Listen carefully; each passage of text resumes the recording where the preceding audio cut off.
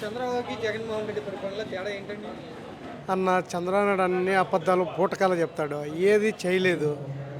జగనన్న ప్రభుత్వంలో నేను లబ్ధి పొందిన, నాకు లోన్ ఇచ్చింది, ఈరోజు ఈ స్థాయికి వచ్చినానంటే జగనన్నే. చంద్రబాబు నాయుడు హయాంలో 3 తూర్లు రేషన్ కార్డుకి అప్లై చేసుకుంటే రాలా. జగన్మోహన్ రెడ్డి హయాంలో 10 రోజుల్లో నాకు రేషన్ కార్డు ఇల్లు నా తలుపు తట్టింది. అది జగన్ అంటే. చంద్రబాబు నాయుడు ఏముందన్న రూపాయి లేదు, బొక్కలు చిల్లు పడిపోయినాయి, ఏం లేవు, ఒక్క రూపాయి అంటే లేదు, పని లేదు, ఏమీ లేదు. బస్సు ఫ్రీ పెట్టినాడు బొక్క. మేము ఏట బతకాల ఆటోలు తెలదు.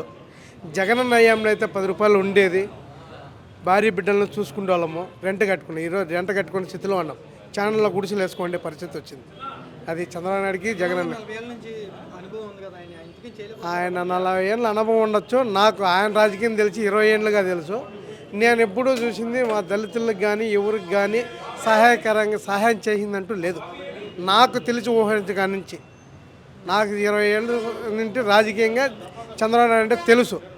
నేను ఒకప్పుడు వాళ్ళ ప్రభుత్వంలో ఉండే డ్రైవరే, నేను ఒకప్పుడు ఒక ఎంపీ డ్రైవర్ వాళ్ళ దగ్గర, అయినా నాకేం ఒక్క ఏంలే. అదే జగన్ నేను కార్యకర్తగా తిరిగిన దానికి పిలిచి నాకు రుణం ఇచ్చింది, తీసుకున్నా బతుకుతాండ హ్యాపీగా. అది ఇప్పుడు సంక్షేమం అభివృద్ధి అని అంటున్నారు చంద్రబాబు గారు. ఏం అభివృద్ధి ఉందన్న?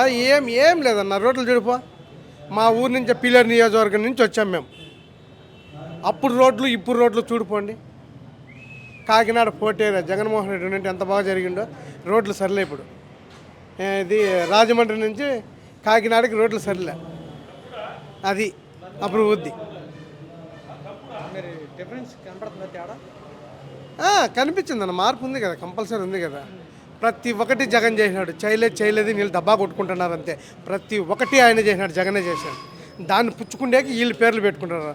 ఏమన్నా విద్యా దీవెన, ఇది స్కూల్ గురించి జగన్ ఎంత బాగా చేశాడో, ఈరోజు లోకేష్ గారు అంటారు మేము చేస్తాం, మేము చేసి చూపిస్తాం. చేసిందేం చేసి చూపించేది? కొత్తగా ఏమన్నా చేసి చూపించండి, ప్రజలకు ఉపయోగపడేది. ఎందుకన్నా ఊరికి అబద్ధాలు చెప్పుకుంటారు?